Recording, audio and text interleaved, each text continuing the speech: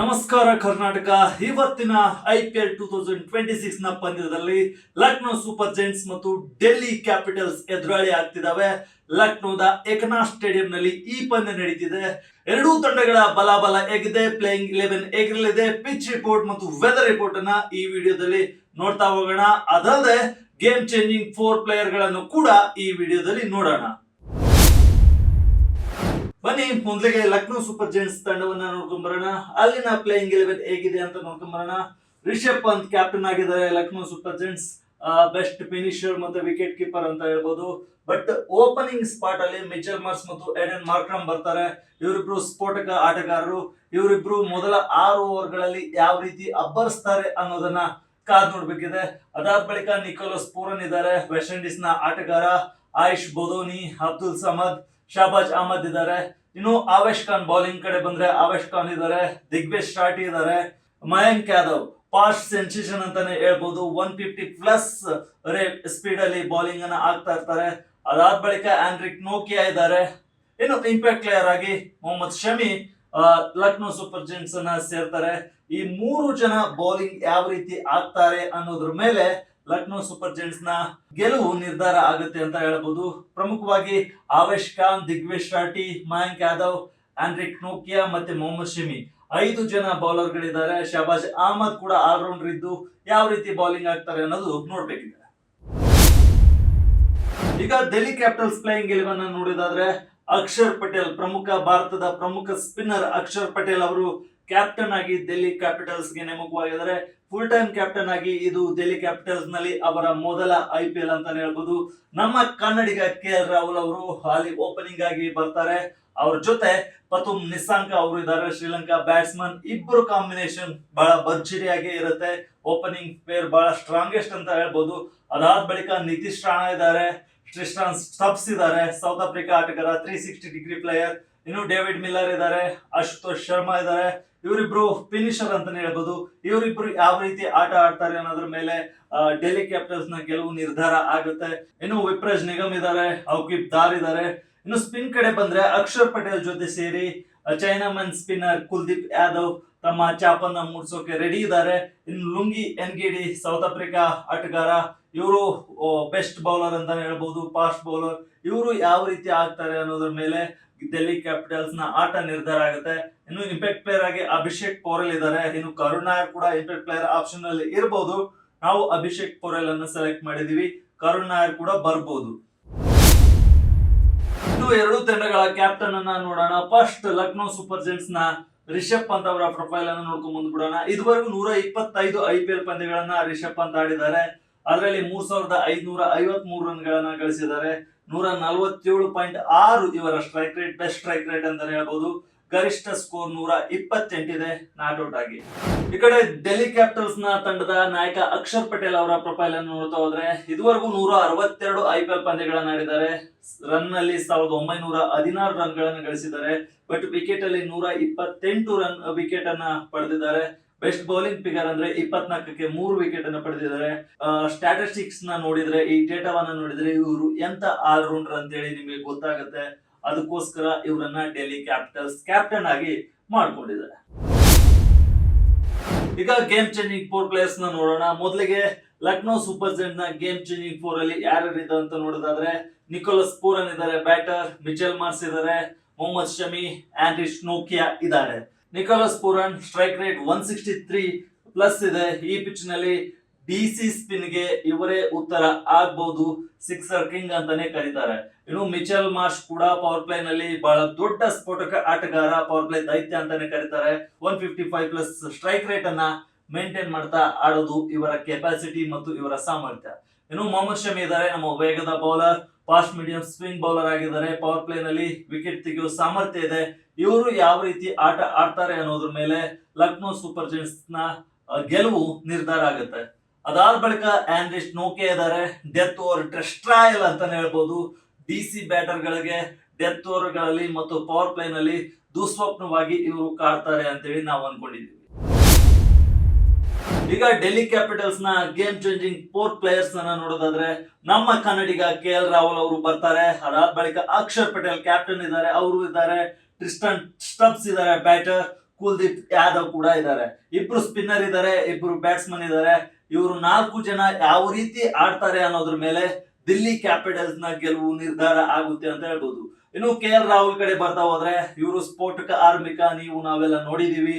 ಪಂದ್ಯದ ಚಿತ್ರಣವನ್ನೇ ಬದಲಿಸುವ ಸಾಮರ್ಥ್ಯವನ್ನು ಹೊಂದಿದ್ದಾರೆ. ಇದ್ರ ಜೊತೆ ಅಕ್ಷರ್ ಪಟೇಲ್ ಈ ಸಲ ಆಲ್ರೌಂಡರ್ ಅಲ್ಲದೆ ತಂಡದ ಕ್ಯಾಪ್ಟನ್ ಆಗಿ ತಮ್ಮ ಹುದ್ದೆಯನ್ನ ಅಲಂಕರಿಸಿದ್ದಾರೆ. ಕರಾರುವಕ್ಕಾದ ಸ್ಪಿನ್ ಬೌಲಿಂಗ್ ಮಾಡ್ತಾರೆ. ಡೆತ್ ಓವರ್ ಗಳಲ್ಲಿ ಇವರ ಬ್ಯಾಟ್ ನಿಂದ ಸಿಕ್ಸರ್ ಗಳ ಸುರಿಮಳೆ ಬರುತ್ತೆ. ಇನ್ನು ಟ್ರಿಸ್ಟಾನ್ ಸ್ಟಬ್ಸ್ ಕಡೆ ನೋಡೋದಾದ್ರೆ ದಕ್ಷಿಣ ಆಫ್ರಿಕಾದ young cricketer, 360 degree batter, best finisher ಅಂತಾನೆ ಹೇಳ್ಬೋದು. ಇನ್ನು ಕುಲ್ದೀಪ್ ಯಾದವ್ ಕಡೆ ಬರೋದಾದ್ರೆ chinaman spinner, middle over ಗಳಲ್ಲಿ ವಿಕೆಟ್ ತೆಗೆಯುವ ಸಾಮರ್ಥ್ಯ ಇದೆ. ಈ 4 ಆಟಗಾರರನ್ನ ನೀವು ಇವತ್ತಿನ ಪಂದ್ಯದಲ್ಲಿ ವಾಚ್ ಮಾಡಬಹುದು. ಇವರು ಗೇಮ್ ಚೇಂಜಿಂಗ್ 4 ಆಗಿ ಡೆಲ್ಲಿ ಕ್ಯಾಪಿಟಲ್ಸ್ ಕಡೆ ಇದ್ದಾರೆ. ಈಗ ಎರಡು ತಂಡಗಳ ಶಕ್ತಿ ಮತ್ತು ದೌರ್ಬಲ್ಯವನ್ನ ನೋಡೋಣ. ಆದ್ರೆ ಮೊದಲು ಲಕ್ನೋ ಸೂಪರ್ ಜೈಂಟ್ಸ್ ನ ಸ್ಟ್ರೆಂತ್ ಅಂಡ್ ವೀಕ್ನೆಸ್ ಅನ್ನ ನೋಡ್ಕೊಂಡು ಮುಂದೆ ಬರೋಣ. ಲಕ್ನೋ ಸೂಪರ್ ಜೈಂಟ್ಸ್ ನ ಸ್ಟ್ರೆಂತ್ ಏನಾಗಿದೆ ಅಂದ್ರೆ ಮಿಚೆಲ್ ಮಾರ್ಷ್ ಮತ್ತು ಆಡನ್ ಮಾರ್ಕಮ್ ಓಪನಿಂಗ್ ಜೋಡಿ IPL ನ ಅತ್ಯುತ್ತಮ ಪವರ್ ಪ್ಲೇ ಜೋಡಿ ಅಂತಾನೆ ಹೆಸರು ಪಡೆದಿದೆ. ಇದು ಅವರ ಸ್ಟ್ರೆಂತ್ ಆಗುತ್ತೆ. ಈ ಇಬ್ರು ಆಟಗಾರರು ಮೊದಲ 6 ಓವರ್ ಗಳಲ್ಲಿ ಯಾವ ರೀತಿ ಆಡ್ತಾರೆ ಅನ್ನೋದ್ರ ಮೇಲೆ ಲಕ್ನೋ ಸೂಪರ್ ಜೈಂಟ್ಸ್ ನ ಸ್ಟ್ರೆಂತ್ ನಿರ್ಣಾಯಕ ಆಗುತ್ತೆ. ಇನ್ನು ಮೊಹಮ್ಮದ್ ಶಮಿ, ನೋಕಿಯಾ IPL ನ ಅತ್ಯಂತ ಬೆಸ್ಟ್ ಬೌಲಿಂಗ್ ದಾಳಿಯಾಗಿ ಮೂಡ್ ಬರುತ್ತೆ. ಇವರಿಬ್ರು ಯಾವ ರೀತಿ ಬೌಲಿಂಗ್ ಆಗ್ತಾರೆ, ಯಾವ ರೀತಿ ಡೆಲ್ಲಿ ಕ್ಯಾಪಿಟಲ್ಸ್ ಗೆ ಕಂಟಕ ಆಗ್ತಾರೆ ಅಂತ ನೋಡ್ಬೇಕು. ಇನ್ನು ಪಂತ್ ಪೂರನ್ 45 ಕೋಟಿ ಮಿಡಲ್ ಆರ್ಡರ್ ಇವರು ಇಬ್ರದು. ಯಾಕಂದ್ರೆ ಇಬ್ರು ಸೇರಿದ್ರೆ 45 ಕೋಟಿ ರೂಪಾಯಿ ಆಗುತ್ತೆ. ಯಾವ ಬೌಲಿಂಗು ಬಗ್ಗದ ಜೋಡಿ, ಬೆಸ್ಟ್ ಫಿನಿಶಿಂಗ್ ಜೋಡಿ ಅಂತಾನೆ ಹೇಳ್ಬೋದು. ಮಿಡಲ್ ಆರ್ಡರ್ ನಲ್ಲಿ ಸಿಕ್ಸರ್ ಗಳ ಸುರಿಮಳೆಯನ್ನ ಗಾಯುತ್ತೆ.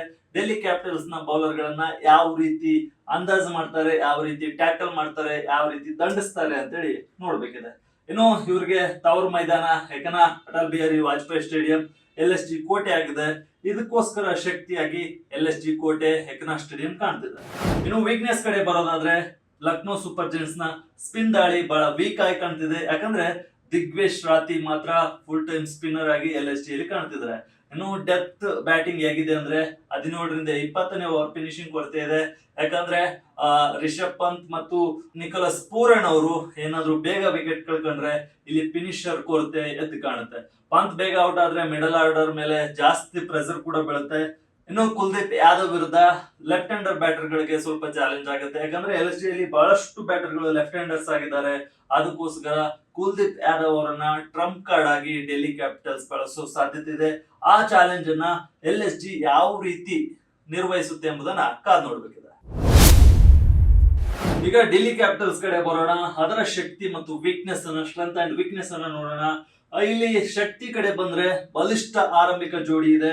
ನಮ್ಮ KL ರಾಹುಲ್ ಇದ್ದಾರೆ ಮತ್ತು ಪತುಮ್ ನಿಸಂಕ ಅವರ ಆಗಮನದಿಂದ ತಂಡಕ್ಕೆ ಸ್ಥಿರವಾದ ಆರಂಭ ಸಿಗುತ್ತೆ. ಅದು ಡೆಲ್ಲಿ ಕ್ಯಾಪಿಟಲ್ಸ್ ನ ಸ್ಟ್ರೆಂತ್ ಆಗುತ್ತೆ. ಇನ್ನು ವಿಶ್ವ ದರ್ಜೆಯ ಸ್ಪಿನ್ ಜೋಡಿ ಇದೆ. ಅಕ್ಷರ್ ಪಟೇಲ್ ಮತ್ತು ಕುಲ್ದೀಪ್ ಯಾದವ್ IPL ನಲ್ಲಿ ಅತ್ಯಂತ ಅಪಾಯಕಾರಿ ಸ್ಪಿನ್ ಜೋಡಿ ಅಂತ ಅನ್ಸ್ಕೊಂಡಿದ್ದಾರೆ. ಇವರಿಬ್ರು ಬೌಲಿಂಗ್ ಮಾಡೋಕ್ ನಿಂತ್ರೆ LSG ಗೆ ಬಹಳ ಕಂಟಕ ಆಗಬಹುದು. ಯಾವ ರೀತಿ ವಿಕೆಟ್ ತೆಗಿತಾರೆ ಎಂಬುದನ್ನ ಕಾದ್ ನೋಡ್ಬೇಕಿದೆ.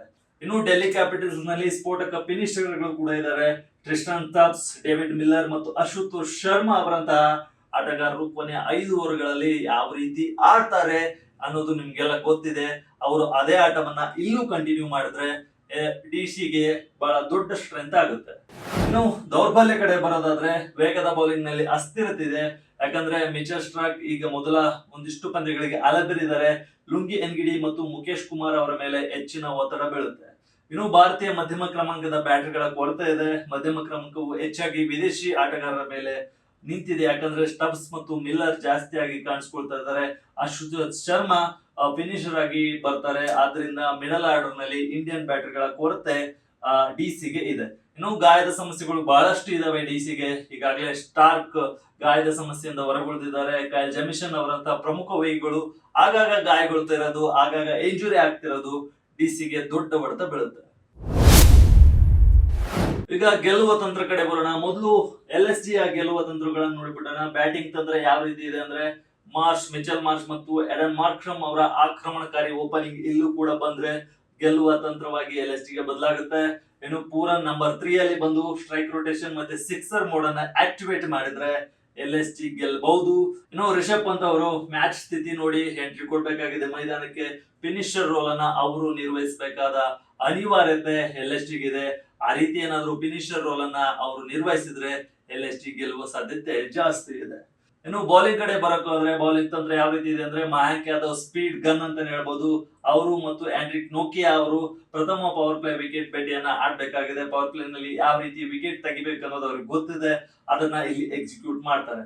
ಇನ್ನು ದಿಗ್ವೇಶ್ ರಾಥಿ ಅವರು KL ರಾಹುಲ್ ಮತ್ತೆ ಡೇವಿಡ್ ಮಿಲ್ಲರ್ ಗೆ ಲೆಗ್ ಸ್ಪಿನ್ ಬಲೆಯನ್ನ ಹೆಣೆಯುವ ಸಾಧ್ಯತೆ ಇದೆ. ಇನ್ನು ಮೊಹಮ್ಮದ್ ಶಮಿ ಅವರು ಇಂಪ್ಯಾಕ್ಟ್ ಪ್ಲೇಯರ್ ಆಗಿನೇ ಬರ್ತಾರೆ.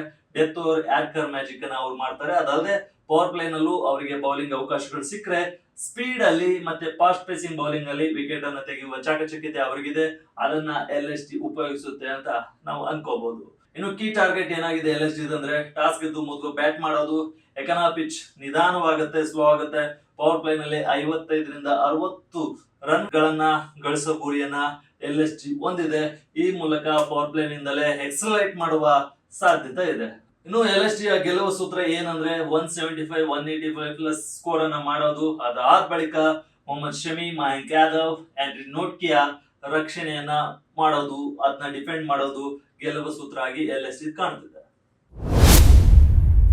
ಈಗ DC ಗೇಮ್ ಪ್ಲಾನ್ ಕಡೆ ಬರೋದಾದ್ರೆ ಕೆಲವು ತಂತ್ರಗಳನ್ನ ನೋಡೋದಾದ್ರೆ ಬ್ಯಾಟಿಂಗ್ ತಂತ್ರ ಏನಿದೆ ಅಂದ್ರೆ KL ರಾಹುಲ್ ಮತ್ತು ನಿಸಂಕ ಮೊದಲ 6 ಓವರ್ಗಳಲ್ಲಿ ಕನಿಷ್ಠ 50 ರಿಂದ 55 ರನ್ ಗಳಿಸುವ ಟಾರ್ಗೆಟ್ ಅನ್ನ ಹೊಂದಿದ್ದಾರೆ. ಅವರು ಯಾವ ರೀತಿ ಆಡ್ತಾರೆ, ಮೊದಲ 6 ಓವರ್ಗಳಲ್ಲಿ 10 ರನ್ ರೇಟ್ ಅಲ್ಲಿ ಬ್ಯಾಟ್ ಅನ್ನ ಬೀಸಬೇಕಾಗುತ್ತೆ. ಅದಾದ ಬಳಿಕ ನಿತೀಶ್ ರಾಣಾ, ಟ್ರಿಸ್ಟನ್ ಸಬ್ಸ್ ಅವರು ಸ್ಟ್ರೈಕ್ ರೊಟೇಟ್ ಮಾಡ್ತಾ ಜೊತೆಗೆ ಪ್ರತಿ ಓವರ್ಗೆ ಕನಿಷ್ಠ ಒಂದು ಬಿಗ್ ಶಾಟ್ ಅನ್ನ ಹೊಡೆಯುವ ಪ್ರಯತ್ನ ಮಾಡಬೇಕು, ಟ್ರೈ ಮಾಡಬೇಕು. ಯಾಕಂದ್ರೆ ಒಂದಿಷ್ಟು ಬಿಗ್ ಓವರ್ಗಳು ಬಂದ್ರೆ ರನ್ ರೇಟ್ ಜಾಸ್ತಿ ಆಗುತ್ತೆ, ರನ್ ಗತಿ ಹೆಚ್ಚಾಗುತ್ತೆ. ಇನ್ನು ಕೊನೆ 5 ಓವರ್ಗಳಲ್ಲಿ ಡೇವಿಡ್ ಮಿಲ್ಲರ್ ಮತ್ತು ಅಶುತೋಷ್ ಶರ್ಮಾಗೆ ಬ್ಯಾಟಿಂಗ್ ಸಿಕ್ಕರೆ ಅವರು ಒಂದಿಷ್ಟು 15-20 ಬಾಲ್ಗಳು ಏನಾದ್ರು ಅವ್ರಿಗೆ ಸಿಕ್ಕರೆ ರನ್ ರೇಟ್ ಏನಿಲ್ಲ ಅಂದ್ರು 70 ರಿಂದ 75 ರನ್ಗಳು ಜಾಸ್ತಿ ಆಗುವ ಸಾಧ್ಯತೆ ಇದೆ. ಅದನ್ನ DC ಪ್ಲಾನ್ ಮಾಡ್ತಿದೆ. ಇನ್ನು ಬೌಲಿಂಗ್ ತಂತ್ರಗಳನ್ನ ನೋಡೋದಾದ್ರೆ ಪವರ್ ಪ್ಲೇ ನಲ್ಲಿ ಸ್ಪೀಡ್ ಗನ್ ಗಳನ್ನ ಯೂಸ್ ಮಾಡೋದು. ಲುಂಗಿ ಅನ್ಗಿಡಿ ಅವರು ಹೊಸ ಚೆಂಡಿನೊಂದಿಗೆ ಎದುರಾಳಿ ಬ್ಯಾಟರ್ ಗಳನ್ನ ಆರಂಭದಲ್ಲೇ ಕಟ್ಟಿ ಹಾಕಲು ಪ್ರಯತ್ನಿಸ್ತಾರೆ, ಔಟ್ ಮಾಡಲು ಪ್ರಯತ್ನಿಸ್ತಾರೆ. ಇನ್ನು ಮಿಡಲ್ ಓವರ್ ಗಳಲ್ಲಿ ಸ್ಪಿನ್ ಚಕ್ರವ್ಯೂಹವನ್ನ ಅಕ್ಷರ್ ಪಟೇಲ್ ಮತ್ತು ಕುಲ್ದೀಪ್ ಯಾದವ್ ಅವರು ಎಣಿತಾರೆ. ಈ ಹಂತದಲ್ಲಿ ಇಬ್ರು ಕೂಡ ಪ್ರಮುಖರಾಗ್ತಾರೆ. ಅಕ್ಷರ್ ಪಟೇಲ್ ರನ್ ಗಳನ್ನ ನಿಯಂತ್ರಿಸಿದ್ರೆ ಕುಲ್ದೀಪ್ ತಮ್ಮ ಚೈನಾಮನ್ ಬೌಲಿಂಗ್ ಮೂಲಕ ವಿಕೆಟ್ ಪಡೆಯುವ ಟಾರ್ಗೆಟ್ ಅನ್ನ ಇಟ್ಕೊಂಡಿರ್ತಾರೆ. ಇದು ಬ್ಯಾಟಿಂಗ್ ಮತ್ತು ಬೌಲಿಂಗ್ ತಂತ್ರವಾಗಿದೆ. ಇನ್ನು ಮುಖ್ಯ ಗುರಿ ಏನಂದ್ರೆ DCದು 175 ನಿಂದ 180 ಪ್ಲಸ್ ರನ್ ಅನ್ನ ಗಳಿಸಬೇಕು, ಅದನ್ನ ಡಿಪೆಂಡ್ ಮಾಡ್ಕೋಬೇಕು. ಗೆಲ್ಲುವ ಸೂತ್ರ ಏನಂದ್ರೆ ರಾಹುಲ್ ಮತ್ತೆ ಅಕ್ಷರ್ ಪಟೇಲ್, ಕುಲ್ದೀಪ್ ಯಾದವ್ ಸಕ್ಸಸ್ ಆದ್ರೆ DC ತಾನಾಗೆ ಗೆಲ್ಲುತ್ತೆ. ಈಗ ಎರಡು ತಂಡಗಳ ಹೆಡ್ ಟು ಹೆಡ್ ಮುಖಾಮುಖಿಯನ್ನ ನೋಡಿದ್ರೆ LSG ಮತ್ತು DC ಇದುವರೆಗೂ 7 ಪಂದ್ಯಗಳನ್ನ ಮುಖಾಮುಖಿಯಾಗಿ ಪರಸ್ಪರ ಎದುರಾಳಿಯಾಗಿ ಆಡಿದಾವೆ. ಅದರಲ್ಲಿ LSG 3 ಪಂದ್ಯಗಳನ್ನ ಗೆದ್ದಿದ್ರೆ DC 4 ಪಂದ್ಯಗಳನ್ನ ಗೆದ್ದಿದೆ. ಒಂದು ಪಂದ್ಯದ ಮುನ್ನಡೆಯನ್ನ DC ಹೊಂದಿದೆ. ಈ ಪಂದ್ಯದಲ್ಲಿ LSG ಅದನ್ನ ಬ್ಯಾಲೆನ್ಸ್ ಮಾಡುತ್ತಾ, ಈಕ್ವಲ್ ಮಾಡುತ್ತಾ ಎಂಬುದನ್ನ ಕಾದು ನೋಡಬೇಕಿದೆ. ಈಗ ಪಿಚ್ ರಿಪೋರ್ಟ್ ಕಡೆ ಬರೋಣ. ಎಕನಾ ಸ್ಟೇಡಿಯಂ ಲಕ್ನೋದಲ್ಲಿ ಈ ಪಂದ್ಯ ನಡೀತಿದೆ. ಇಲ್ಲಿನ ಪಿಚ್ ಕಪ್ಪು ಮಣ್ಣಿನಿಂದ ಮಾಡಿರೋದ್ರಿಂದ ನಿಧಾನವಾಗುತ್ತೆ, ಲೋ ಬೌನ್ಸ್ ಆಗುತ್ತೆ. ಬ್ಯಾಟ್ ಮತ್ತು ಬಾಲ್ಗೆ ಸಮಾನ ಸ್ಪರ್ಧೆಯನ್ನ ಈ ಪಿಚ್ ನೀಡುತ್ತೆ. ಅಂದ್ರೆ ಬ್ಯಾಲೆನ್ಸ್ಡ್ ಪಿಚ್ ಅಂತಾನೆ ಹೇಳ್ಬೋದು. ಇಲ್ಲಿನ ಸರಾಸರಿ ಸ್ಕೋರ್ 165 ಇಂದ 170 ರನ್ ಇಲ್ಲಿನ ಸರಾಸರಿ ಸ್ಕೋರ್. ಇನ್ನು ಬೌಲಿಂಗ್ ಒಲವು ಯಾವ ಕಡೆ ಇದೆ ಅಂದ್ರೆ ಇದುವರೆಗಿನ ವಿಕೆಟ್ ಗಳನ್ನು ನೋಡಿದ್ರೆ ಪೇಸ್ ಅಂದ್ರೆ ಸ್ಪೀಡ್ ಬೌಲರ್ ಗೆ 60 ವಿಕೆಟ್ ಗಳು ಬಿದ್ದಿದ್ದಾವೆ, ಸ್ಪಿನ್ ಬೌಲರ್ ಗೆ 40 ವಿಕೆಟ್ ಗಳು ಬಿದ್ದಿದ್ದಾವೆ. ಈ ಪಂದ್ಯದಲ್ಲೂ ಅದೇ ಕಂಟಿನ್ಯೂ ಆಗ ಸಾಧ್ಯತೆ ಇದೆ. ಇನ್ನು ಸ್ಪಿನ್ ಬೌಲರ್ ಗಳಿಗೆ ಮಿಡಲ್ ಮತ್ತೆ ಡೆತ್ ಓವರ್ ಗಳಲ್ಲಿ ಹೆಚ್ಚಿನ ಸಹಕಾರ ಈ ಪಿಚ್ ಅಲ್ಲಿ ಸಿಗುತ್ತೆ.